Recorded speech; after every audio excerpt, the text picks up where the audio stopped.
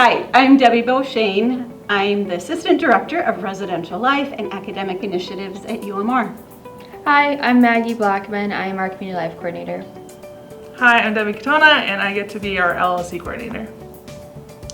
We are very happy to be able to share some ideas, suggestions, things to think about as you bring your students to campus with us this fall.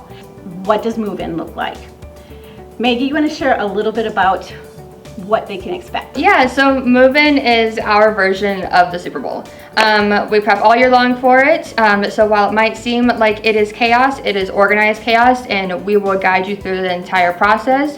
We will guide your student through the entire process, as well as yourself as you are helping them transition to their space. And if I could give you any tip for move-in, is bring your rollable carrying device.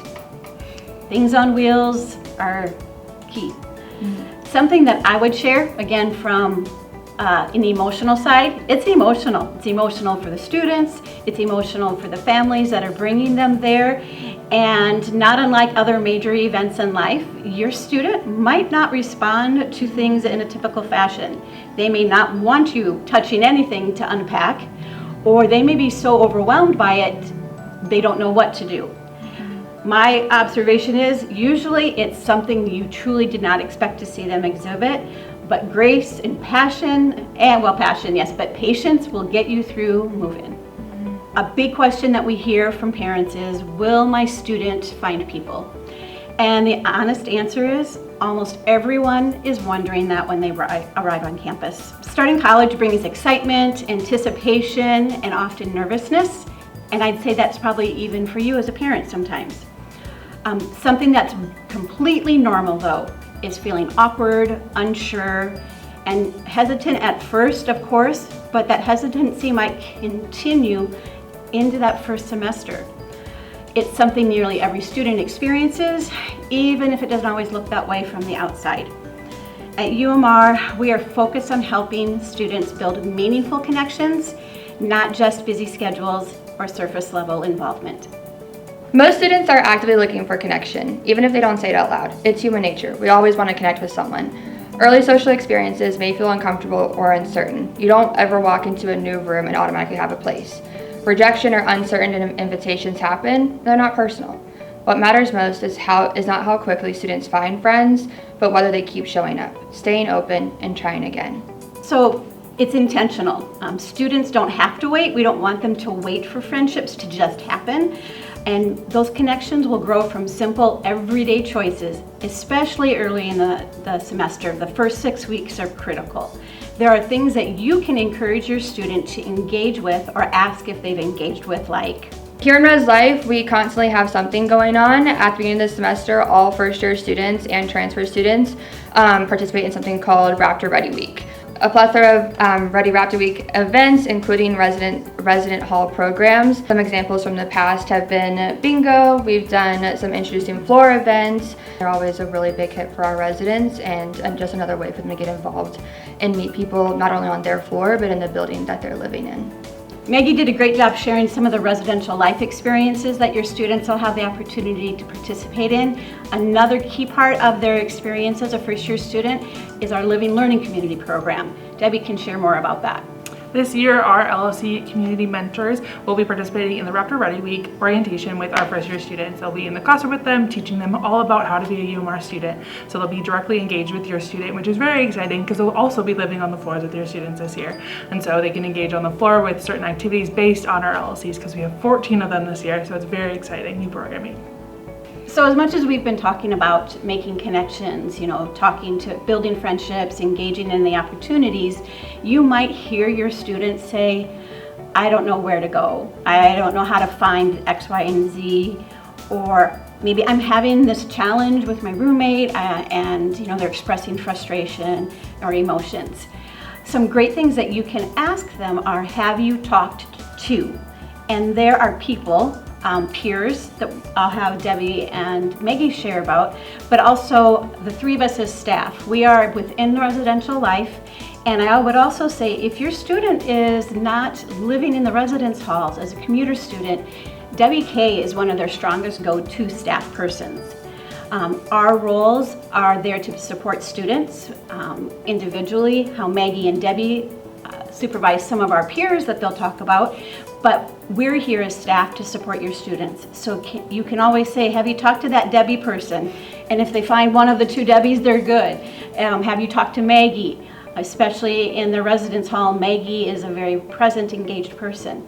But I'll let Maggie share about the RAs, the resident assistants, who are another key part of their support. Yeah, so like Debbie mentioned, like when your students are first coming to campus, they're not going to know everything, and we don't expect them to. And so even as their time like progresses at UMR, if they ever have questions, their RA is the one that they go to. And that can be about like, hey, where's the laundry room? Like, I'm having some trouble in my class. Like, I'm lost, like on campus, like physically. If they have any like troubles like with their roommates, they can always go to their RA, and their RA is a great peer support, just to kind of navigate them and like provide growth opportunities for them to learn those resources. They can use them next time, and even your student become a peer mentor to others in those passive ways. And as myself, I am a very engaged like staff member in our halls and residential life. I'm a UMR alum, so that adds a little bit of a personal aspect to my journey here and how I care for our students and our residents, as well as my RAs and DAs that I supervise. If RAs or DAs ever have any questions, they always ask me, and we're growing, we're learning, we're gonna learn something new every day. My office is located at the Student Life Center where all our first years live. So if they ever have any questions, they can pop by, or they can also just come and say hi. I have squishmallows and stress toys in my office, so students typically enjoy those and have a quick conversation. So I get to work with our community mentors who live directly on the floor. We also have 2 community mentors that will be working with our students who are commuting to campus, and they'll work directly with those students to just help them feel comfortable on campus. They're also living on the floors and directly engaging with your students to be there on the deeper level, right? When they're feeling homesick, when classes are too challenging, they're feeling like they don't know what to do, right? They're there as a resource to guide them to a UAA, which is our type of tutoring on campus. And so leading them to resources that are deeper than just like, here's this, here's that. They're here because they want to care for students. They care just as much as we do because they're students who have been trained to care too. We take them through training in the fall to help your students so they can be the best they can be. So Debbie and Maggie, can you share what the parents could expect to hear from their student in those first few weeks? What can they hear might be happening, the opportunities that their student would have? Yeah, UMR, we keep your students very busy, both in and out of the classroom. So in Res Life, we consider that to be their home away from home. And so we try to always have something going on, whether it's RA programming or hall programming. At the beginning of the semester, we always have a bingo going on. That's our Student Life Center signature event that happens every month, always different themes. RAs are always gonna have floor events going on. Your residents or your students will be like learning how to live with a roommate, and that's an adjustment. And so you might be hearing them talk about some quirky things their roommates do, and you can help guide the conversation of, of how they can live with someone else, or how they can, reach out to an RA if they feel it needs that. They'll also be learning how to use the perch and making decisions for themselves, and how that all goes back to them growing as a student inside the classroom, and then them growing as a Raptor outside the classroom. Things you can expect to hear from your student about their LLCs is how small they are. We like to keep our LLCs in a small group so that your student knows their neighbors, they can get engaged with them on the floors, and then engage with them in wider audiences when they go off to different events. Our LLCs do a programming at the end of Raptor Ready Week with our LLC launch, and then we land them in the spring to carry them into their second year of college. So working with the student staff that Maggie and Debbie work with, you heard ideas, suggestions of things that your students will have the opportunity to engage in. And the biggest part of it is why does it matter? Academics are focus, yes.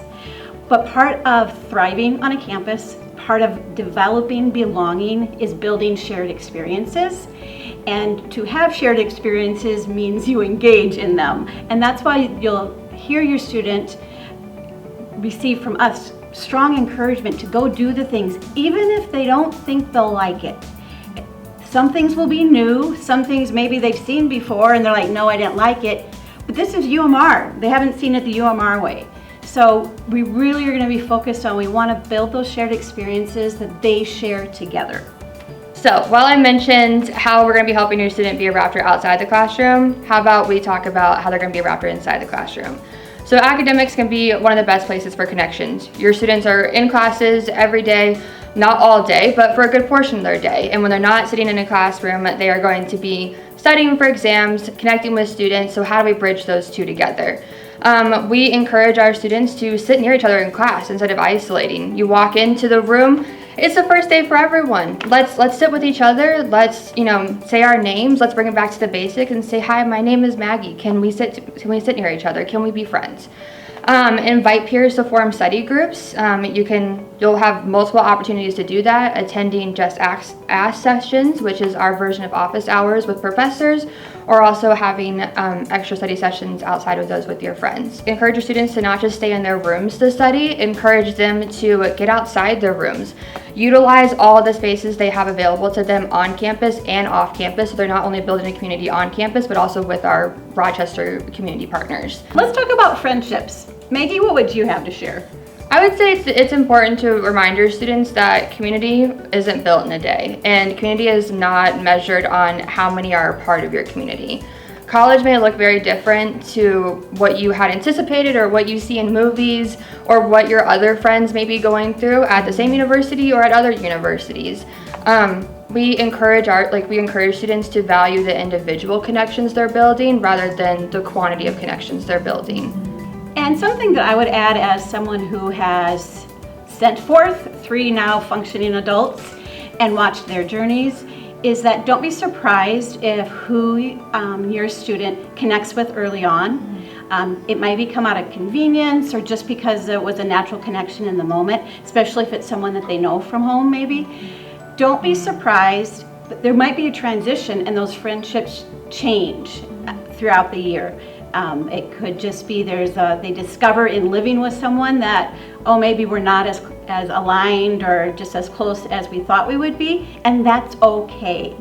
They may feel some distress over that, but it's a very normal thing that the friendships will change, and for you to be able to support that if you hear that from your student. Connection takes time. Belonging grows through consistency, effort, and willingness to be uncomfortable at first. Being comfortable and uncomfortability is truly a skill. Yeah, and your support as parents, encouraging patience, openness, and self-compassion, it plays a powerful role in your student's success. And the biggest message we want to leave is that the residential life team is here to help your students through this process. So the best thing you can do is remind them that they are not alone, and that there is a community for them to participate in, but it's something that we all build together, and encourage them to reach out to us.